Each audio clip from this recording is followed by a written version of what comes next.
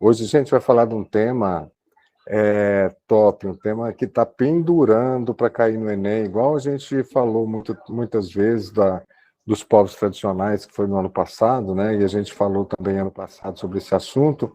Esse tema também, vira ou mexe, está sendo sugerido ou está sendo aposta de muitos professores, especialistas em Enem, que é o déficit habitacional do Brasil. Então, esse vai ser o nosso tema. Nós vamos te preparar aqui para você fazer um bom texto, caso venha algo relacionado a isso, questão da moradia, déficit habitacional no Brasil, né? É um tema relacionado a uma questão social, a questão econômica, a questão política muito forte. Por isso, a gente decidiu por esse tema esta semana. E vocês que estão aqui assistindo a aula são privilegiados que vão conseguir fazer esse texto, porque esse texto é super cotado para o Enem, além de ser um texto que pode se estabelecer relações com quase todos os tipos. É um texto de uma linha econômica, de uma linha política e de uma linha social, né? E ele vai contemplar várias habilidades da sua redação e várias habilidades dentro da própria prova de Ciências Humanas e do Enem como um todo. O tema de hoje, então, é o déficit habitacional no Brasil. Né? Hoje, que vocês estão vendo, nós estamos só, né, com a professora Daniele, é uma terça sim, mas amanhã vocês terão aula com a Daniele e com o professor Lucas, justamente filosofia, sociologia e história sobre esses temas aqui. Como vocês têm aula de história com a Daniele amanhã, eu me concentrei aqui a falar muito mais da situação atual do Brasil. Amanhã você vai ver mais o processo histórico, mais aprofundado, junto com a Daniele e com o Lucas. Então, por isso, hoje nós vamos ver o déficit habitacional no Brasil. Primeira coisa que a gente tem que ver, o que é isso? Déficit habitacional. O que vem a ser déficit habitacional? Essa palavra, déficit habitacional, refere-se, em geral, a um termo que ele é utilizado para referir a uma determinada situação, um determinado número de famílias que vivem. Então, o déficit habitacional não é referindo-se a casas somente, a moradia, refere-se a famílias que vivem em situação de moradia precária ou não possuem moradia. É um termo social, refere-se à questão social da família e não à questão material da casa. A primeira coisa que você tem que entender é isso. Então, isso é o que a gente define como déficit habitacional. O conceito básico deste déficit habitacional gera um relacionamento diretamente às deficiências de moradia, às deficiências de maneira geral, ou a falta, ou a moradia sem condição de serem habitadas, ou em razão da precariedade com que elas são construídas ou que elas estão estruturadas, né? Porque até a ONU tem um padrão de moradia de dignidade. Segundo a ONU, um padrão, uma moradia, ela deve ter vários ambientes. Um ambiente para descanso, que seria o quarto, né, que não é indicado que ultrapasse 3 ou 4 pessoas dentro desse quarto. Um ambiente para preparo de alimentos, né, que seria ali a cozinha. Um ambiente de convívio social, que seria a sala, ligado a um ambiente externo de coletividade, que seria um quintal, que seria uma área de lazer em comum no edifício, né? Então, de acordo com isso, a gente vai ter aqui o padrão de moradia que a ONU acredita que seja um padrão que contemple, né? Um padrão que contemple essas questões de necessidade de habitação, de questão digna de vida. Né? Então, a gente tem que analisar, déficit habitacional está relacionado a famílias carentes que não têm moradia ou moram em condições subhumanas ou têm moradia sem condições de serem habitadas ou que têm precariedade da infraestrutura, né? Então, isso tudo envolve esse conceito de déficit habitacional. Não é só a falta de casas, né? Também é considerado déficit habitacional a necessidade de incremento, ou seja, a necessidade de ajudar os trabalhadores a melhorarem as suas residências. Mesmo aquele que tem casa, né, que já tem uma casa que ele pode dizer que é dele, que tem um lugar de moradia, também é déficit habitacional quando esse lugar de moradia não reúne aquelas mínimas condições que eu disse para vocês, exigidas pela ONU, né, de salubridade. Então, nós temos esta situação. Então, também é caracterizado como déficit de moradia aquelas pessoas que não têm casa e sonham com uma casa própria, sonham em construir, aquelas pessoas que têm casa e hoje não tem nem sonho de ter, mas as pessoas que pagam aluguel ou não conseguem pagar um aluguel de um lugar digno para poder sobreviver. Então, tudo isso é enquadrado como déficit habitacional. O termo déficit habitacional ele é bem envolvente. Então, você viu que abre um leque muito grande para você fazer um recorte no seu texto.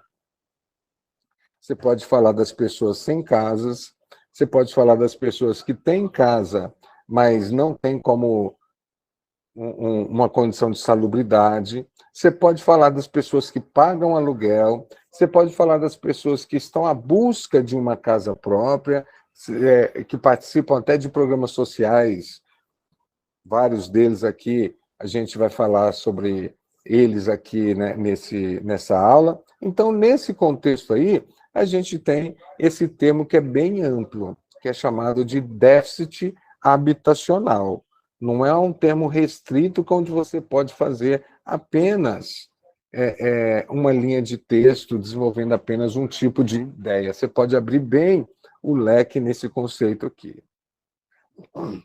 O déficit habitacional ele é calculado basicamente assim, ó, a gente leva em conta, ele é calculado por levantamentos feitos a partir da observação de um determinado número de famílias brasileiras que vivem nas condições que nós mencionamos aqui no slide anterior, né? Ou seja, vive de pagar aluguel, que vive num lugar insalubre, que vive num lugar que não reúne o mínimo as condições dignas que direitos humanos acreditam que as pessoas devam ter para ter uma saúde, né? Então, ele é calculado envolvendo todos esses aspectos aqui. E no país, no Brasil, depois desse cálculo, a gente observa que o déficit habitacional no Brasil é de 5,8 milhões de moradias. Ou seja, falta no Brasil para ter uma necessidade básica e uma necessidade mínima no Brasil, 5,8, quase 6 milhões de moradias. Esse número se contrasta, né? Contrasta quando a gente vai observar a concentração de terra, quando a gente vai observar o número de imóveis vazios na cidade, tanto privados quanto públicos, né? Isso tem um contraste muito grande que acaba caindo numa questão social típica do modelo de produção capitalista, que é a concentração de riqueza nas mãos de alguns e a miséria e a pobreza nas mãos da maioria. Então, a gente tem isso aí. Esse cálculo é feito pela Fundação João Pinheiro. Você pode citar no texto, a Fundação João Pinheiro é uma fundação que dedica-se exatamente ao estudo da questão da moradia no Brasil. Então, a Fundação João Pinheiro é a que tem mais capacidade para falar sobre o assunto, né? Então, ela é a responsável por este levantamento sobre a questão do déficit da moradia.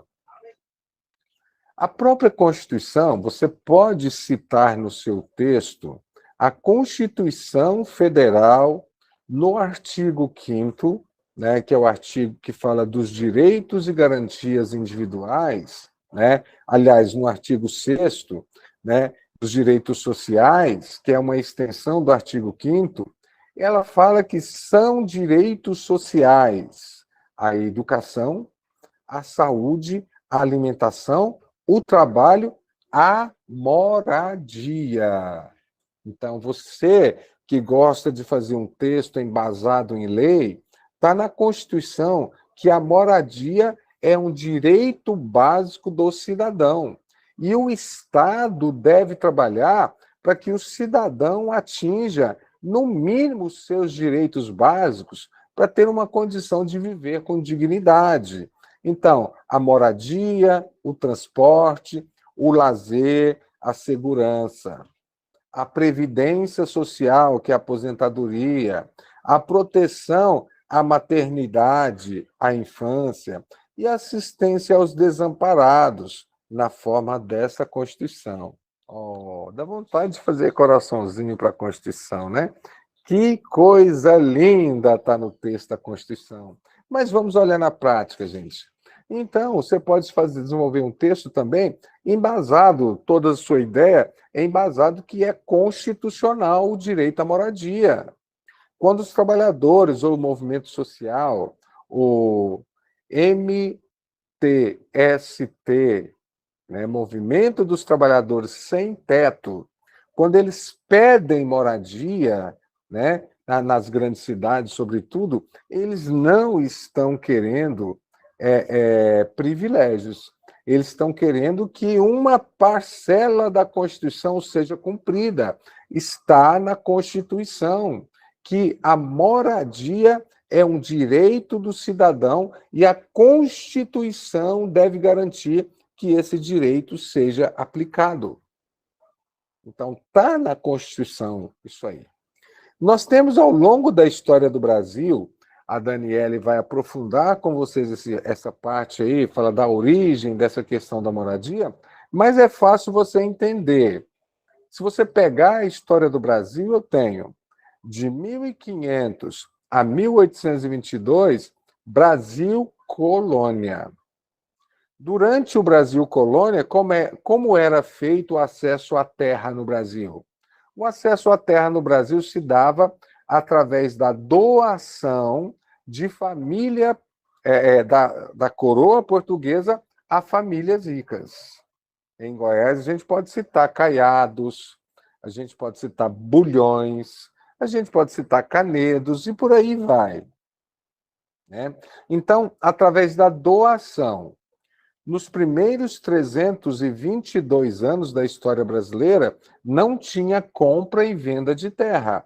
E era proibido ocupar a terra, ou seja, tomar posse da terra, sem autorização da coroa portuguesa. Então, durante o Brasil colônia, eu vou ter um beneficiamento somente de terras à classe dominante, a famílias ricas. E você acreditando na meritocracia aí, hein? É uma dura situação, né? Então, eu vou ter a doação de terras a famílias ricas. Em 1822, veio a independência do Brasil. Nada mudou com a independência do Brasil. Nada. Nada mudou com a independência do Brasil. Um pouco mais tarde, em 1850, vem a Lei de Terras no Brasil. Aí já é com Dom Pedro II. No segundo reinado, Dom Pedro II para de doar terra para rico. E ele baixa uma lei dizendo que terra, agora, só através da compra e venda. Ele legalizou as terras dos ricos que tinham ganhado E a partir daquela data, quem quisesse ter terra era somente através da compra. Então, os ricos que já tinham terra puderam comprar mais terra. Indígena não tem dinheiro. Branco pobre não tinha dinheiro. E negro escravizado também não tinha. Por isso, eu estou concentrando a propriedade, o espaço rural, o espaço urbano, nas mãos de uma minoria do Brasil. É um modelo chamado de excludente e concentrador. Nessa lei de terras também, no mesmo ano de 1850, o Brasil começa e cria a Lei Eusébio de Queiroz. E a Lei Eusébio de Queiroz proíbe, né? A Lei Eusébio de Queiroz ela proíbe que se traga escravos ou pessoas escravizadas, melhor, o termo correto é isso, viu, gente? A gente vira ou mexe e derrapa no termo errado aí, por causa de um costume, não tragam escravos, que tragam pessoas que foram escravizadas da África para o Brasil. Com isso, o mercado do Brasil diminui muito e o escravo fica caro. O que o governo brasileiro faz? Havia uma onda de política racista muito forte nessa época, que o governo brasileiro acreditava em teorias racistas de que o Brasil não alavancava porque aqui tinha muitos negros. Então vem a política do embranquecimento. O governo brasileiro passa a financiar a vinda de imigrantes europeus. Quando esses imigrantes europeus chegam aqui no Brasil, eles chegam sem nenhum tipo de programa social para absorvê-los. Né? Apenas a passagem, já chegam devendo a passagem. Mas não são pessoas escravizadas. Por isso, boa parte deles vão em direção ao sul do Brasil. O sul do Brasil teve um processo de povoamento diferente do restante do Brasil. O sul do Brasil ainda era uma área desocupada e pode ser ocupada com base de pequenas propriedades. E aí vem aí o que está no slide. Em 1888, a Lei Áurea. A Lei Áurea, no dia 13 de maio de 1888, libera essa enorme população de pessoas escravizadas, sem nenhum projeto social paliativo para absorver esse pessoal, com moradia, com comida, com saúde, com mercado de trabalho. Gente, essas pessoas escravizadas foram jogadas na lata do lixo da história. Tipo assim, vocês foram buscados à força na África, foram trazidos à força, foram obrigados a trabalhar à força, agora levantem a mão para o céu pela liberdade que eu estou dando a vocês, sem nenhum programa para auxiliar essas pessoas, né? Sem nenhum programa para auxiliar essas pessoas para poder fazer parte de uma inclusão social e econômica. E aí começa o grande problema da moradia. Essas pessoas escravizadas, elas vão para as cidades e vão morar na periferia. Vão surgir as primeiras favelas, que hoje são chamadas de comunidade, vão viver de subemprego, porque não estão preparadas para o mercado de trabalho, vão tornar-se pequenos criminosos, né? E aí vai surgir uma periferia. E aí eu não tenho nenhuma política pública com capacidade de absorver e dar casa e dar moradia à população, grande parcela da população brasileira. Por isso, aí está a origem do programa ou do problema habitacional do Brasil. Nesse contexto aí, nesse problema habitacional, veio a República, 1889, veio a República Velha, né, República das Espadas, que era o coronelismo, nem uma política pública para poder ser inserir essa população no mercado de trabalho, inserir essa população com dignidade, com moradia e tudo. E aí a gente vai ter o processo de formação da República do Brasil.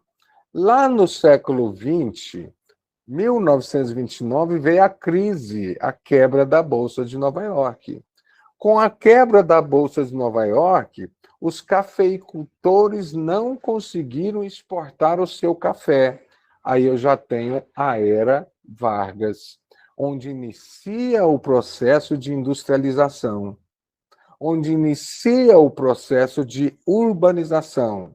O processo de urbanização começa nos anos 30 e vai começar a se concluir nos anos 50, na Era JK. Né? Nos anos 30 e conclui nos anos 50, na Era JK. Então, dentro desse contexto aí, pessoal, qualquer pergunta que vocês tenham, pode abrir o microfone aí, porque eu deixo meu celular bem longe de mim e não fico olhando caixa de mensagem, não, tá?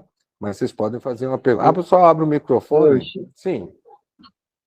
você acha Sim. uma boa, na redação que vocês vão passar essa semana sobre esse tema, incluir no meu repertório o livro Quarto de Despejo, da Carolina Maria de Jesus? Perfeito, perfeito. O Quarto de Despejo é perfeito, porque ele fala da história da própria autora, né? A vivência da própria autora.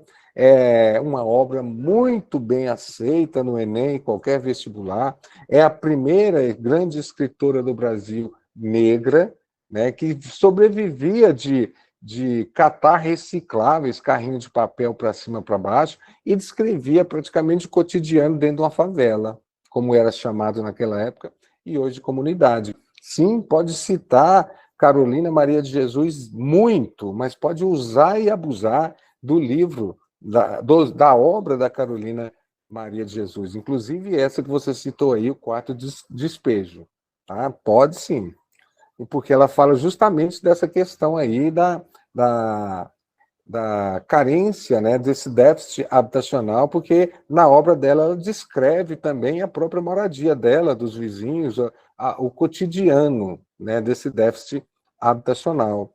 Pode falar também, você pode usar também o cortiço, né, que é um processo também desse processo da falta de moradia, um processo de transformação do Rio de Janeiro, a revitalização dos grandes centros urbanos, que tira a população dos seus lugares, como aconteceu em Leblon, Copacabana, que era uma área de periferia, e essa população carente é expulsa. Né? Tudo isso aí começa ali, ó, nos anos 20, anos 30, com o processo de urbanização. Você está vendo cada dia uma expoliação urbana, desde o início da formação do Brasil até os dias atuais. Expoliação urbana é um termo da geografia que esse termo ele é usado para dizer que cada dia que passa o trabalhador vai sendo expulso cada vez mais para as áreas marginais das cidades. Então, ali nos anos 30, nos anos 50, eu vou ter a terceira revolução industrial. E o que a terceira revolução industrial vai trazer, gente? Olha o tanto de coisa que você pode juntar nisso aí. A terceira revolução industrial vai trazer máquinas para o campo. Eu começo a industrializar o campo. Com a industrialização do campo, aquele trabalhador que morava e trabalhava na terra do outro, ele vai começar a ser substituído pela máquina. E aí, substituído pela máquina, desempregado do campo, perde a moradia, êxodo rural. Ele começa a vir para as cidades. O Brasil começa a se industrializar, mas as cidades ainda não têm nenhuma política pública para receber essa leva muito grande da população que está migrando do campo para a cidade. E as cidades, ao invés de crescerem, elas incham. Como no capitalismo tudo é propriedade privada, onde a maioria dessas pessoas vão morar?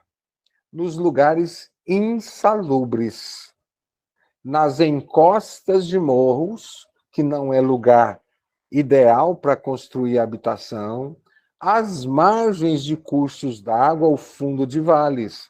Por isso que todos os anos, nesses meses de verão, a gente vê catástrofe. Ainda estou aguardando uma grande catástrofe no Brasil, viu, gente?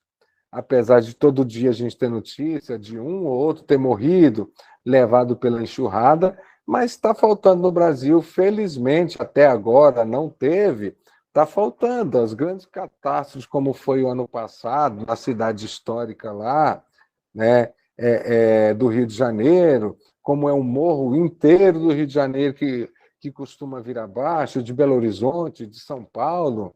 Né? Ano passado a gente ainda teve aquela rocha enorme que caiu em cima de turistas ali no Capitólio, em Minas Gerais. Né? Então, esse ano parece que a catástrofe foi lá na Turquia, longe da gente, né, no terremoto. Mas, então, isso tudo está envolvido nesse estudo de déficit habitacional.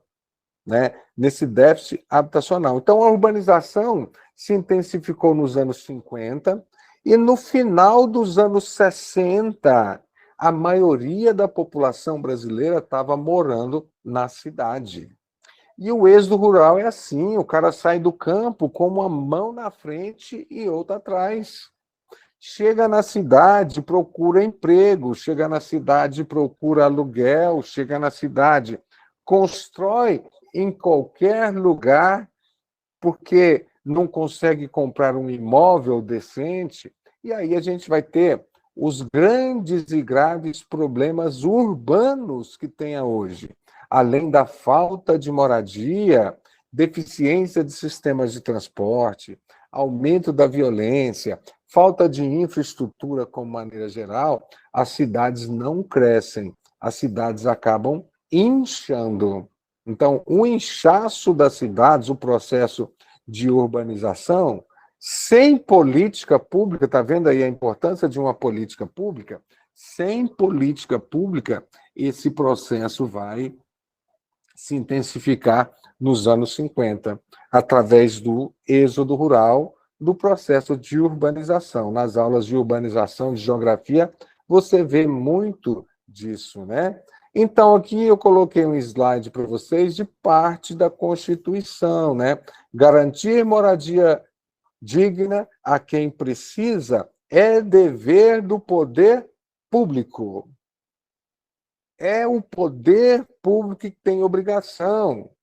Nessa parte da Constituição, igual fala de luta contra o racismo, igual fala de luta contra a homofobia, que fala de inclusão, porque na parte que fala de inclusão diz que é dever do poder público e dever da sociedade. Nesse texto aqui, a Constituição diz que garantir moradia digna, com o mínimo de dignidade aos cidadãos, é dever do poder público, é dever do Estado.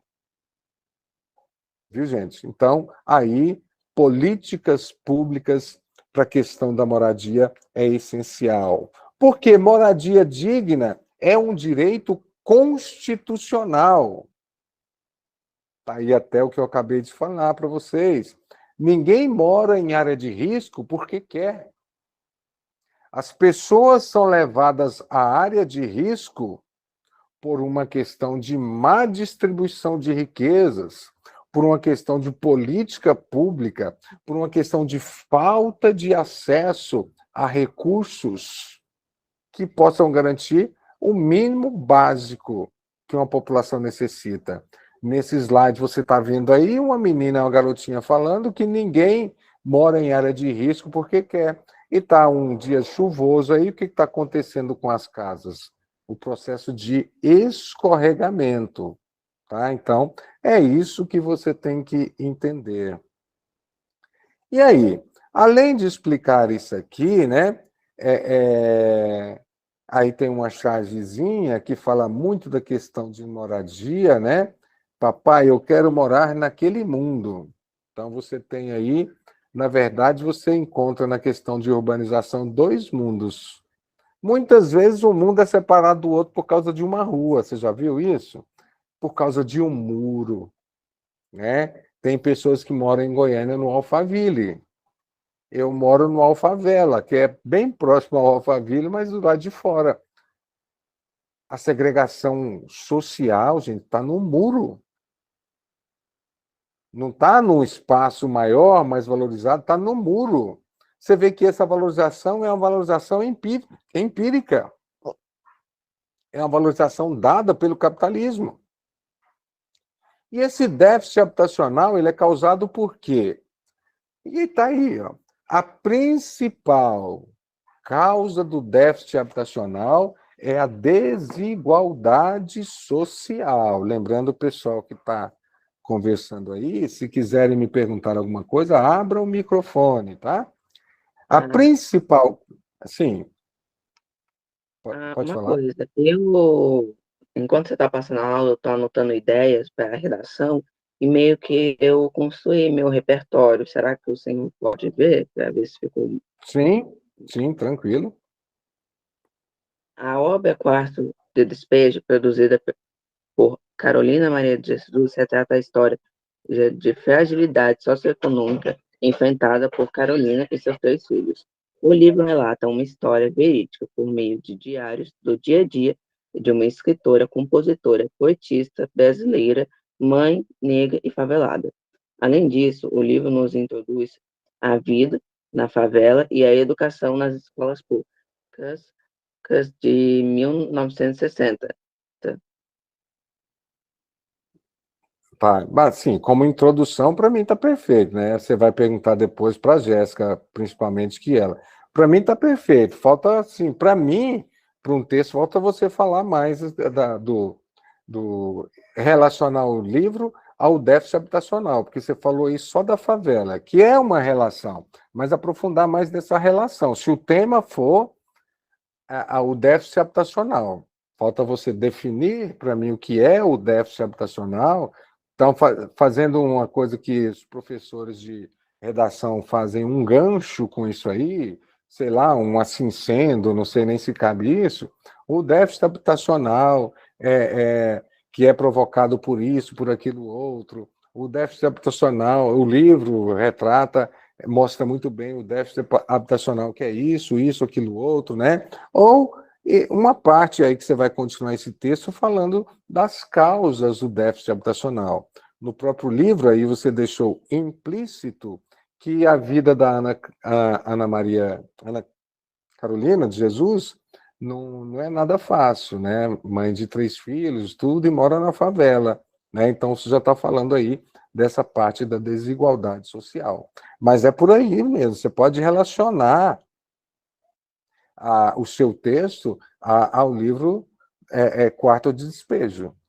E aí eu acho que o corretor vai corrigir seu texto com um sorriso nos lábios.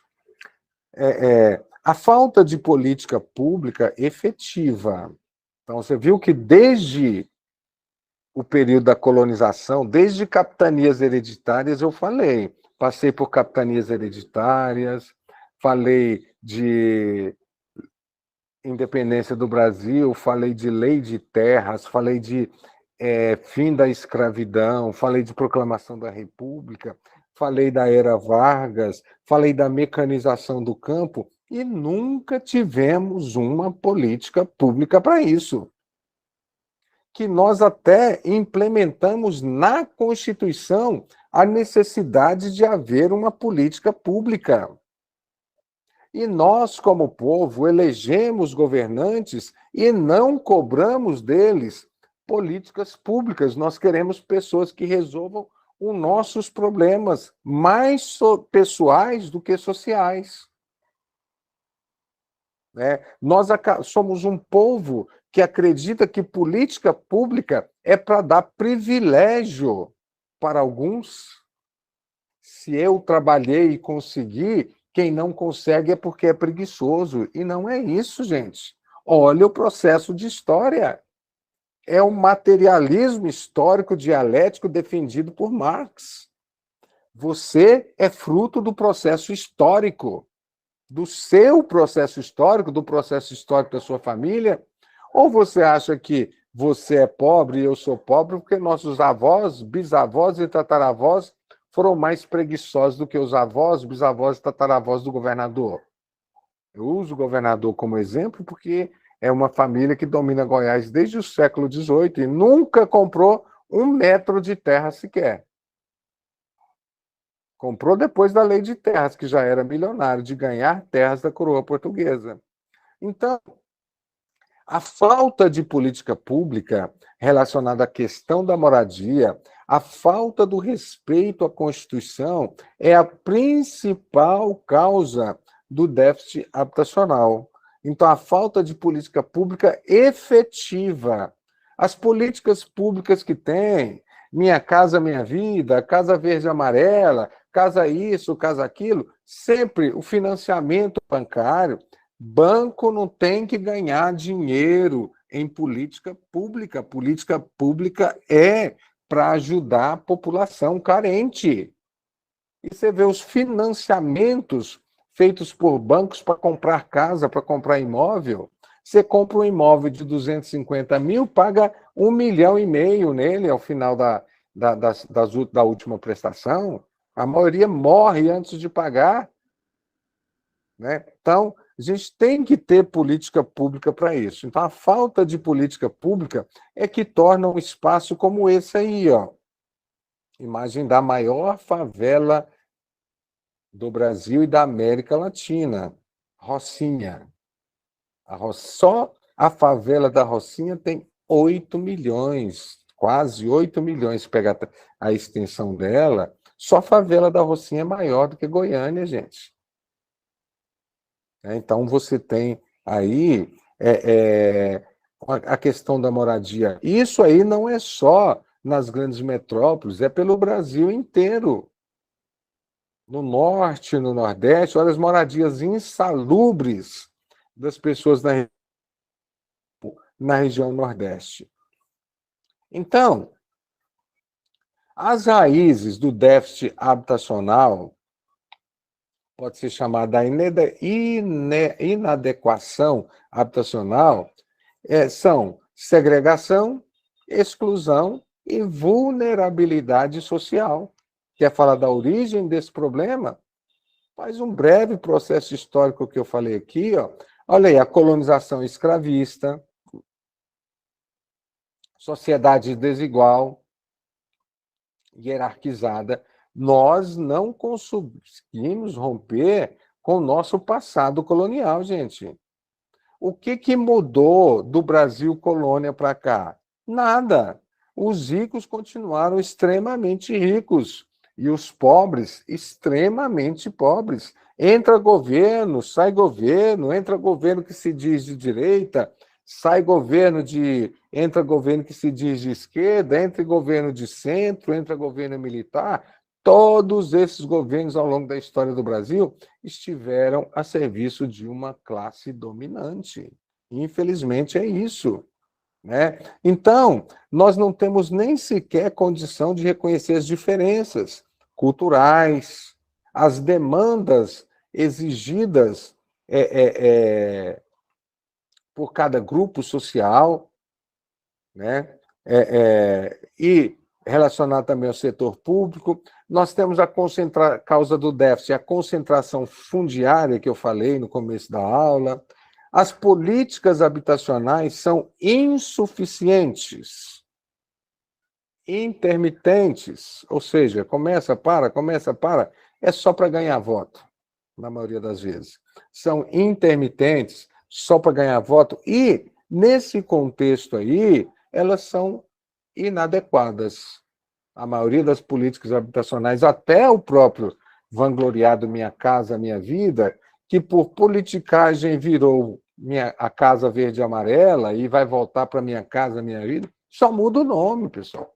Só muda o nome. Não tem. A maioria das pessoas que vivem nessa exclusão de vulnerabilidade social não preenche o pré-requisito mínimo para ter acesso a uma moradia. A renda não dá, a estrutura não dá, o trabalho não dá, não trabalham de carteira assinada, vivem de subemprego. Né? Então, enquanto você estiver sobressaindo o capital, principalmente sobre as necessidades da população, a gente vai ter esse déficit da moradia aqui no Brasil. Nós temos aqui algumas imagens. A cidade no Brasil pós-escravagista ou pós-escravista, o surgimento das favelas. Olha aí, uma imagem do Rio de Janeiro, no morro, tirando uma foto do morro em 1892. Olha que tipo de família que estava aí. Olha a cor da pele dessa família. Olha a cidade lá embaixo. Olha a moradia insalubre que nós falamos no slide anterior do desenho da menininha lá. Né? Então, é um processo histórico essa exclusão social do Brasil. A herança colonial no Brasil ainda é gritante. Né? Então, nós temos esse processo histórico, essa herança colonial. Então, nesse contexto aí, você vê uma imagem, né, do Rio de Janeiro em 1892, no final do século XIX, quando começa a surgir nas grandes cidades, que hoje são as grandes cidades, os principais problemas urbanos. Né? As primeiras favelas, recomendar para vocês um filme que todo mundo já assistiu, A Cidade de Deus. A Cidade de Deus mostra o surgimento da favela. Cidade de Deus. Só que o surgimento da favela é nos anos 60. É o mesmo processo que ocorreu. Né? Fala dessa expoliação urbana. Então, nós temos as primeiras favelas nas cidades brasileiras no início do século XX. Né? Então, aí eu tenho um bairro pobre na periferia de Salvador, eu tenho... e hoje tem um termo que você pode usar. Gentrificação. Vocês já viram falar desse termo na geografia? Gentry. Gentry quer dizer superior, nobre. O termo gentrificação surge no mundo depois da Segunda Guerra Mundial, com a crise provocada pela Segunda Guerra Mundial. Alguns nobres ingleses são obrigados a mudar para a periferia de Londres. E para não dizer que eles estavam fazendo isso porque estavam pobres, eles estavam fazendo isso para purificar, para melhorar. Gentry. Então, gentrificação é um termo muito comum, porque quando esses bairros surgem nessa situação, aí vem a luta dos moradores por água, por asfalto, melhoria de condições de vida, surge um comércio ali, outro começa a colar, uma padaria, um açougue, vem um shopping center, tudo, aí já vira lugar de rico. O imposto vai lá em cima,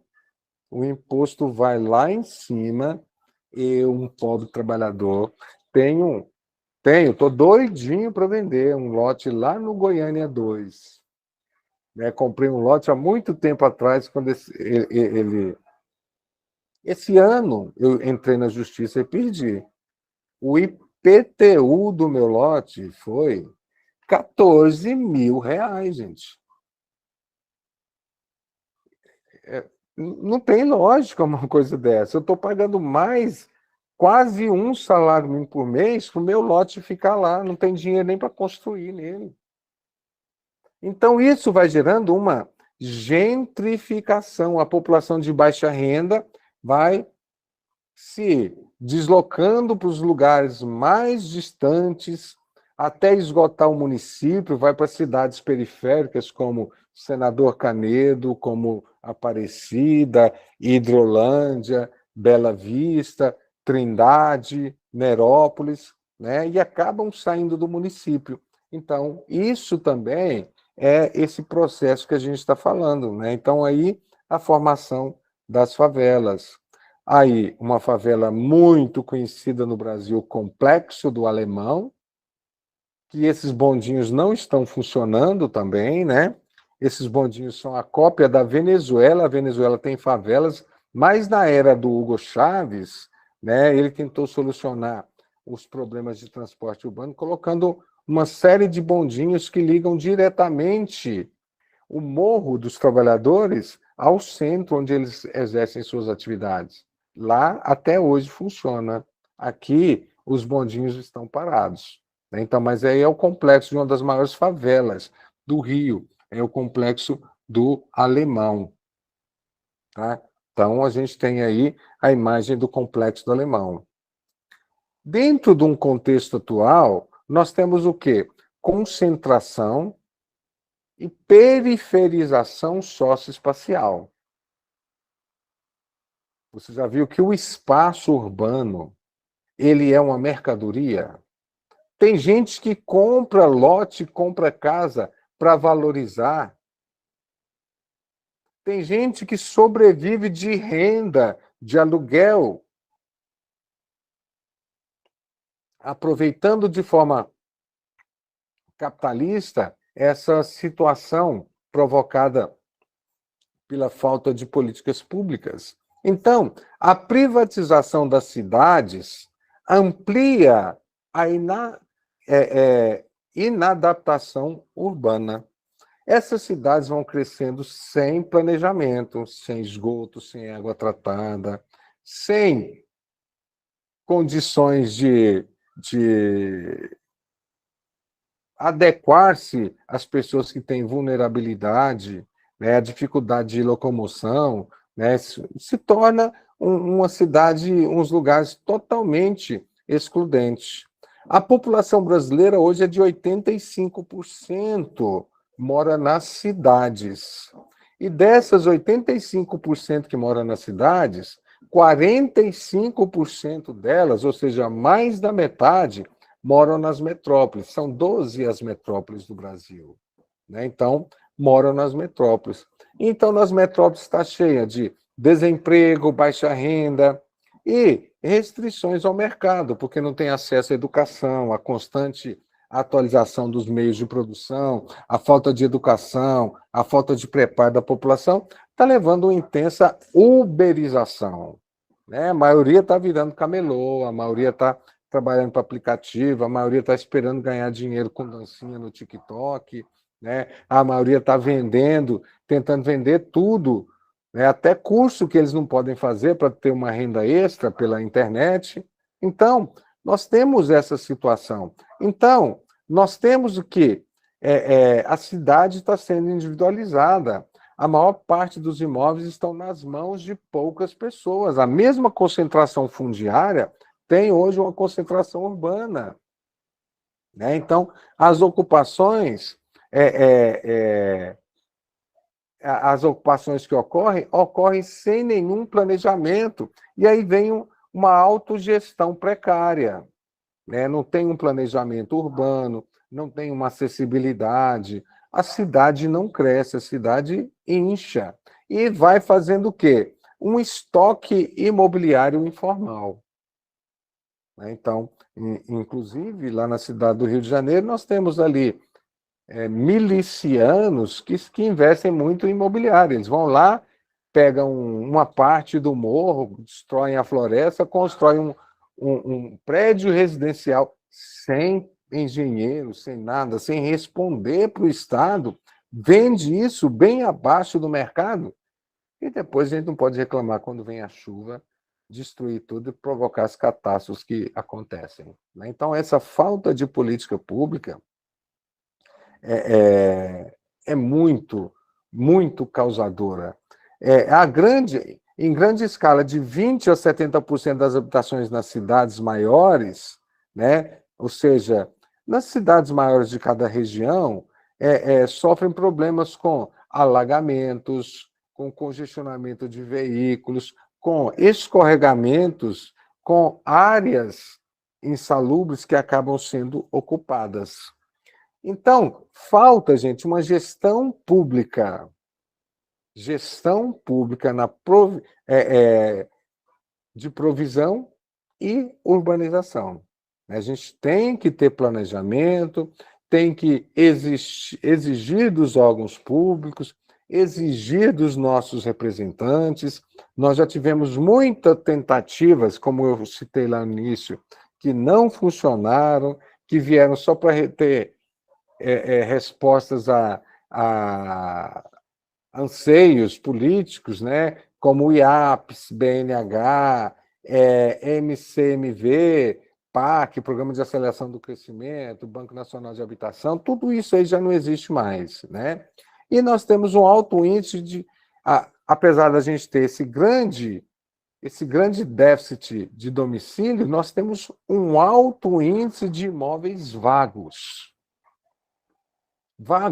sem estarem sendo ocupados, imóveis vazios.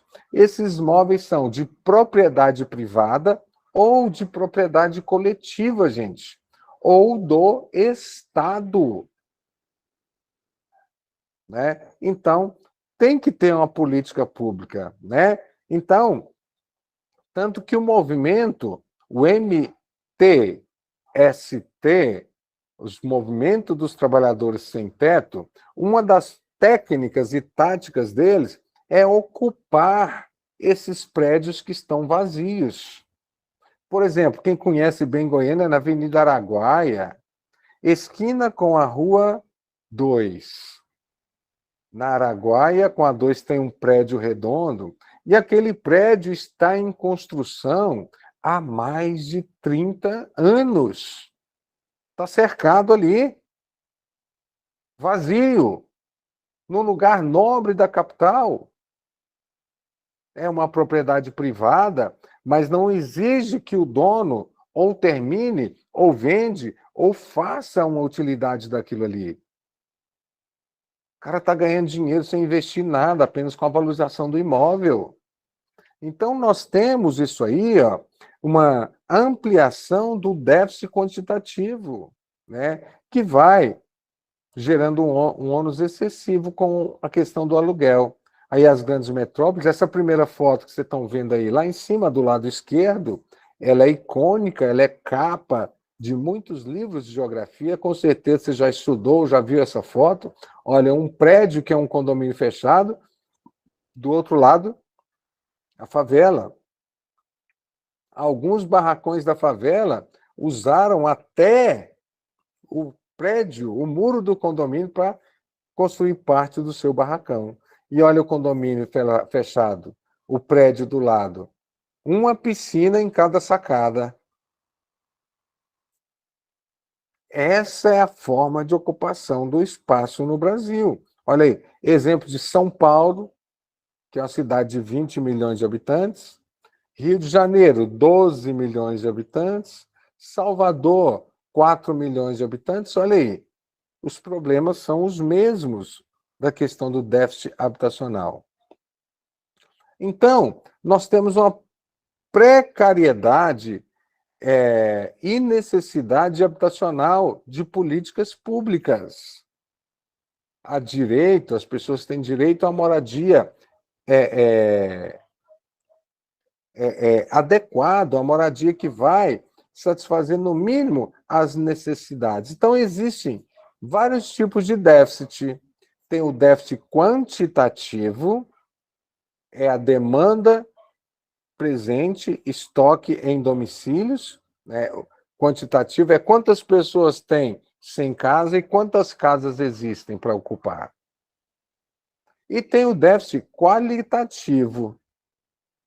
Quantas pessoas têm sem casa, só que eu vou usar quantas pessoas têm um lugar para morar que não reúne condições de segurança, de conforto mínimo exigido para um padrão de dignidade. Então, eu tenho o déficit qualitativo e o déficit quantitativo. Eu tenho o déficit urbanístico, também refere-se à ocupação precária, e eu tenho no Brasil, no total de domicílios por vagas, só eu tenho um dado de 2015 somente, porque o dado do IBGE deste ano ainda não foi divulgado, que nós temos aí 191 milhões de habitantes, média bruta de 3 pessoas por unidade. Então, um déficit muito grande, é um dos mais altos, está aí por estado, o déficit habitacional. Depois você pode dar uma olhada nesse slide aí, uma comparação. Vou dar uma corrida que alguns já estavam querendo sair, né? E no cenário atual, o déficit no Brasil é bastante preocupante. Quando você olha pela perspectiva social e olha o momento em que enxergamos os abismos que existem entre a sociedade, ou seja, novamente eu estou falando da diferença social, né? O déficit habitacional no Brasil atual, nós temos de um lado inúmeras pessoas que investem no mercado imobiliário, ou seja, tem vários imóveis e acumulam imóveis, e do outro lado, pessoas que não conseguem se organizar financeiramente para adquirir a casa própria, ou aquela que tem uma casa própria, mas em condições insalubres, né? Então, de acordo com dados referentes de 2019, levantado novamente pela Fundação Pinheiro, 5,87 milhões de pessoas fazem parte da população atingida pelo déficit habitacional brasileiro, né? E aí, com a proposta de intervenção, já estou na proposta de intervenção aqui, né? Então, com a proposta de intervenção, o que você pode fazer para melhorar, para resolver o problema? Eu acho difícil, mas para melhorar isso aí. Então, a primeira coisa é você adotar algumas medidas que poderão ajudar. No seu texto, você pode falar. A aplicação de melhorias habitacionais, ou seja, a administração pública tem que fazer investimentos na qualidade da construção, né? Tem que ajudar o trabalhador a construir sua casa. Tem que abrir crédito, então está aí o segundo item, aumento de crédito para melhoria habitacional. Você tem crédito hoje no Brasil para comprar uma casa, mas você não tem crédito para reformar ou dar uma estrutura para sua casa. E quando tem, é uma burocracia muito intensa que ele fica inacessível da maior parte dos trabalhadores, porque a maior parte dos trabalhadores brasileiros hoje não tem carteira assinada, não tem comprovação de renda, não tem previdência social, né? E aí o empréstimo fica consignado a essas burocracias para poder tê-lo, né? Você tem que ter tecnologia de projetos modulares, tem que ter tecnologia de projetos também baratos, mas baratos que respeitem a dignidade humana. Você pode pegar exemplos de outros países, casas pré-moldadas, casas feitas aí em um mês, né? Nós não temos uma política pública dessa no Brasil. Nós temos uma estrutura de construção que é a mesma para o rico e para o pobre. Só vai variar na qualidade do material, né? Nós temos que obter formas, né, de projetos modulares, de projetos que são ambientalmente corretos, né? Já tem lugares na Holanda, tem projetos na Holanda, hein, gente? Tem projetos de aquisição de casa própria que são feitas a partir de containers. E casas grandes feitas a partir de containers, com arejado, respeitando o meio ambiente, respeitando a qualificação, e você não vê essa característica no Brasil. No Brasil, quando se fala em casa, é alvenaria, alvenaria, alvenaria, e pronto. Apesar de boa parte delas, das favelas, serem de madeira, tábua ou papelão, né? Então, a gente tem que ter tecnologia, se adequar à tecnologia para projetos modulares que são mais baratos e que são coerentes para a questão de utilização. Nós podemos Doutor, também, sim, sobre a questão do crédito, no Brasil a gente tem aquele projeto da renda mínima também. sim, tem o projeto da renda mínima, mas assim, O difícil é até provar a renda mínima, né? O projeto da renda mínima tem uma burocracia muito grande. Você vai no banco, volta, pede isso, foi, não foi aprovado, faltou isso, faltou o habite-se, faltou o lugar que você mora. Você vai pedir um. Você mora numa favela, você vai pedir um crédito para melhorar o seu barraco, eles não dão. E não podem dar, porque o seu barraco é feito numa área de risco. Eles não vão te liberar o crédito porque você não tem o documento do terreno, você não tem o habite, você não tem a escritura. Tá entendendo? Por isso que muita coisa esbarra nessa política pública. E o projeto de renda mínima não está ligado à aquisição de casa, a maioria deles, né? Está ligado a uma renda para ajudar na forma de sustento do trabalhador. Então, a aquisição de crédito para casa, e no Brasil, como os imóveis estão muito concentrados, o preço está lá em cima. Dificilmente você consegue adquirir um imóvel numa cidade, numa capital, menos de 150 mil reais. E quando que o trabalhador vai conseguir juntar 150 mil reais, ganhando salário mínimo? Né? Então, a administração pública, ela que tem que ser a responsabilizada com isso. Ela que tem que fornecer imóveis, ela que tem que ajudar na ocupação de imóveis, ela que tem que exigir que a propriedade privada tenha um papel social. Por exemplo, o edifício abandonado no centro de Goiânia não tem nenhum papel social. Ao contrário, ele até, vamos dizer assim, ele enfeia o centro histórico de Goiânia. É uma construção que é ocupada por viciados, que tem problemas sociais, que é refugiar, ali se refugia pessoas para consumir drogas, fica uma mini Cracolândia ali dentro. Né? Então, ali falta essa participação do poder popular.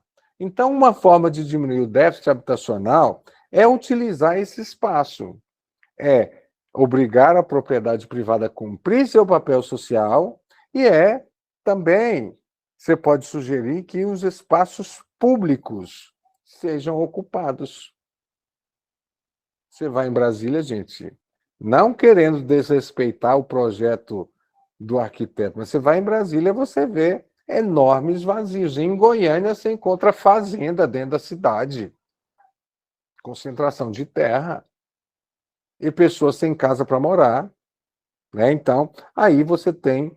Essa também pode ser uma forma aqui, uma política pública que dê subsídio para a moradia, e se a gente não tem uma condição de aprofundar numa casa própria, subsídio para aluguel. Sim, subsídio para aluguel.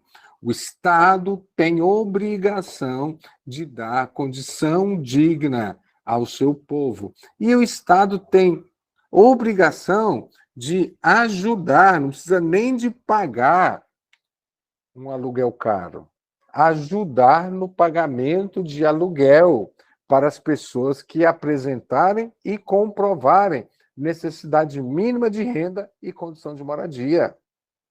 Parte da arrecadação do Estado deveria ir para isso também. Mas aonde eu vou arrumar dinheiro? Aí já é um problema de planejamento. Né? Mas o Estado tem que ter também subsídio para aluguel. Né? Como acontece em época de catástrofes, o Estado tem esse subsídio. Maior investimento por parte do governo em programas habitacionais é dinheiro emprestado com retorno lento e sem obtenção de lucros exorbitantes, a juros baixos. É programa social. E uma outra opção é criação de aluguel com opção de compra. Porque se você aluga com opção de compra, você vai. Alguém que aluga com opção de compra, ele fica sendo, quando ele mora muito tempo numa casa, ele fica tendo o direito de prioridade na hora que o dono queira vender o imóvel, né? O dono tem que destinar ele, avisar para ele uns alguns meses antes, eu vou vender o imóvel. Então, nos 3 primeiros meses, ele está disponível para você. O que você acha? Você tem prioridade para tentar um programa para comprar e tal. Vou esperar você 3 meses, tempo mínimo. Então, prioridade, aluguéis com opção de compra. Tá? Então, tá aí, artigo 5º, né? Trechos aí, eu peguei trechos que poderiam ser utilizados em redações de vocês para citar, que gostam de citar a Constituição. Olha, ao longo da formação do Estado brasileiro, as disparidades consolidaram-se e permaneceram fortes. Falou do processo histórico que eu falei, que não teve mudança. A concentração fundiária era de maneira mais intensa durante o período colonial. Viu o que eu falei aqui? Um outro pequeno texto aí. O processo acelerado e desordenado da urbanização, eu falei para vocês, anos 50, êxodo rural, ocupação a partir dos anos 30, olha aí, ó, processo da Era Vargas. Outro texto, o direito à moradia é assegurado pela Constituição Federal, vigente no Brasil em seu artigo 6º. O conceito vai além de apenas um teto para o indivíduo.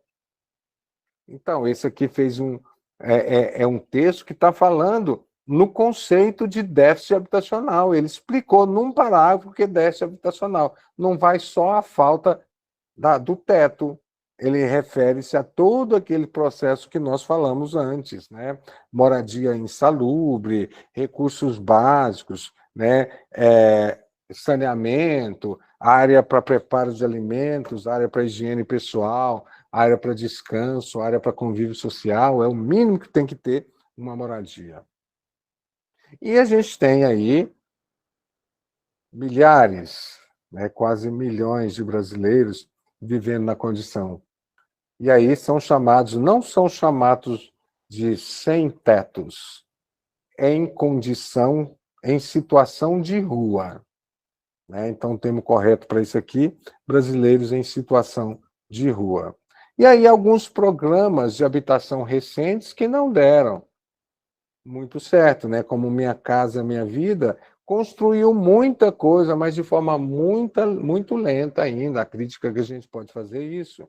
Os programas de crédito para comprar casa, os bancos estão lucrando muito em cima dos juros muito alto. A Casa Verde e Amarela, que é do governo anterior, em substituição à Minha Casa Minha Vida, teve praticamente a mesma coisa, mudou mais ou menos só o nome. O Morar Melhor, né, que é uma forma de empréstimo oferecido pelo Banco do Brasil e pela Caixa Econômica, onde o indivíduo vai ter a condição de pegar empréstimo para reformar a sua casa, mas aí, até ele conseguir esse empréstimo, é uma burocracia muito grande, que exige comprovação de renda, exige documentação. A maioria das casas em precariedade não tem escritura, não tem documentação, e aí fica difícil você ter acesso a esses programas. Então, você tem que propor, na sua proposta de intervenção, você tem que propor o envolvimento da sociedade. A sociedade tem que se identificar com as necessidades sociais, né? E envolver ali o uso dos recursos à disposição de uma comunidade em particular. Primeiro, identificar a comunidade, fazer um levantamento, quem realmente precisa. E é lógico, né, gente? No meio disso, a gente não consegue se fazer um filtro. Vai ter aqueles exploradores, mas esses aí são bandidos mesmo. São aqueles que vão ganhar uma casa para poder tentar vendê-la posteriormente. O que a gente tem que fazer isso? Isso é incompetência do Estado também, que não consegue barrar o avanço da corrupção. Né? Então, nós não podemos deixar não ter problemas sociais, porque esses programas sociais vão levar à corrupção. Né? Então, isso, a gente tem que criar formas modernas de combate à corrupção. Então, a gente tem que fazer uma participação enquanto sociedade, enquanto usuário, enquanto profissional, né, na coleta de informações mais atualizadas, construções mais seguras, construções mais baratas, né, coletividade. Nós temos aí grupos e grupos de ONGs que saem, jovens engenheiros. O que custaria, por exemplo, criar um projeto social onde jovens engenheiros recém-formados pelas universidades públicas que estudaram com dinheiro público, pudessem fazer projetos e participar desse projeto na construção, na melhoria de casas em espaços, né? Na hora vaga dele, quando ele tiver uma vez fiscalizar um projeto, ir atrás de uma verba, ajudar na reforma, né, gente? Isso aí é que o mundo civilizado faz. A gente paga para esse pessoal estudar e ele tinha que dar, no mínimo, um retorno para o Estado. O jovem, alguns de vocês vão formar em medicina, já vão sair da universidade ganhando 15 a 20 mil por mês enquanto estagiário. Vão dedicar, pelo menos, uma manhã do seu tempo a atender uma comunidade, a ajudar na manutenção de uma ONG. Eu sou um pediatra, então, uma manhã eu vou pedir para uma diretora dar uma sala nessa escola para eu atender. Não precisa nem de Estado para isso. É uma questão de organização social, é uma questão de sociedade. Então, a gente chega na nossa conclusão, né? Tão aguardada a conclusão aqui, que a gente já passou aqui 18 minutos da aula, falo demais, gente. Nós temos aqui, o déficit habitacional no Brasil é assunto bastante sério e deve ser encarado com prioridade por todos e todas as esferas da administração pública, que seja ela a União, o Estado ou o município. As três esferas têm que propor soluções para os seus déficits habitacionais. Não é só o governo federal, não é só o governo estadual ou não só o municipal. As três em conjuntos, né? Você vê, por exemplo, os programas de habitação só são produzidos, na maior parte das vezes, pelo governo federal. O governo municipal não fala nem disso, o governo estadual muito menos, é muito pequeno os estados que têm programas de habitação, né? É inimaginável pensar que, com o desenvolvimento do país e o fortalecimento da economia, após um cenário de crise mundial, ainda haja um abismo tão grande entre a sociedade, ou seja, é provocada por essas diferenças sociais. Cabe, então, o papel tomar frente às situações e procurar, dentro da realidade financeira atual, uma forma de garantir a dignidade para as famílias que vivem em situações precárias. Lembrando que déficit habitacional não é só famílias em casa, é diversos tipos de déficit. Famílias sem casa, família que paga aluguel em condições precárias, famílias que moram em lugares insalubres, famílias que não têm uma condição mínima digna de moradia. O teto está caindo na cabeça, a parede está rachada, a chuva molha tudo, mora numa área insalubre, onde qualquer chuva inunda, né, trazendo doenças, trazendo leptospirose e todo tipo de doença aí para a família. Beleza, pessoal? Alguma dúvida? Vocês querem falar alguma coisa? Se eu não respondi algumas perguntas, é agora somente que eu olho aqui, né? Eu acho que todas as perguntas foram...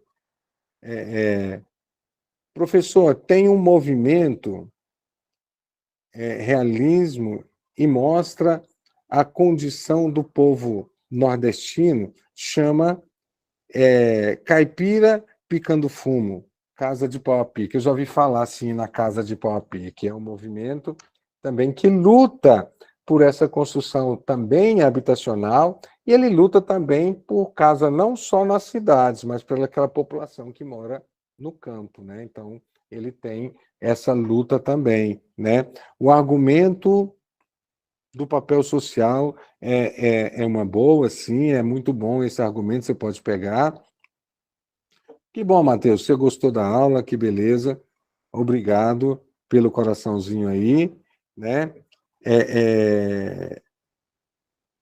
E é isso, pessoal. Alguma dúvida a mais? Tem mais perguntas aqui para cima? Acho que não tem, né? O desemprego estrutural, sim, o desemprego estrutural causa isso aí, né? A dificuldade até de obter programas sociais, porque geralmente esses programas exigem comprovação de renda, comprovação de endereço. Cara, você pegar empréstimo para comprar casa, você tem que comprovar endereço. E quem mora na favela não tem endereço. Favela não tem endereço. Você não é cidadão. Já notou a complexidade disso? Favela não tem CEP. Você não tem nome da rua, você não tem número.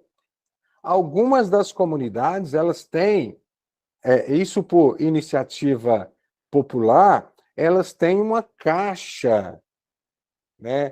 Que o correio chega e põe lá embaixo, tipo assim, uma caixa que representa um morador vai lá e aluga uma caixinha, tipo uma caixa postal, para receber as suas comunicações. Então, como é que você vai abrir uma conta no banco? Lembra que esse foi o tema da redação do ano passado, não, do ano retrasado, a invisibilidade das pessoas. Então, o desemprego estrutural contribui muito com isso. Goiânia é exemplo, cresce de forma acelerada em um curto espaço de tempo. Sim, por isso que em Goiânia nós temos um crescente problema de violência, problema de trânsito, falta de moradia, desemprego, falta de escolas. Pais de família estão entrando no Ministério Público para garantir que suas crianças tenham acesso à creche e à educação infantil, porque a prefeitura não tem nenhuma política pública para conseguir abrigar todas essas crianças. Então, está vendo que nesse contexto tem tudo isso aí. E Goiânia é um exemplo, né? E é isso, pessoal. Tem algum comentário que eu não li aqui, que vocês queiram? Não? Beleza, então. Então tá. Obrigado pela participação de vocês. Semana que vem a gente já tem um outro super tema, né? A Jéssica vai dar um calendário para vocês, porque na terça-feira de carnaval, logicamente, a gente vai. Não é que vai parar para descansar, a gente vai acumular e jogar essa aula para outro dia, porque a gente só descansa aqui depois que você tirar o meu, viu, gente? E tá fácil você tirar o meu.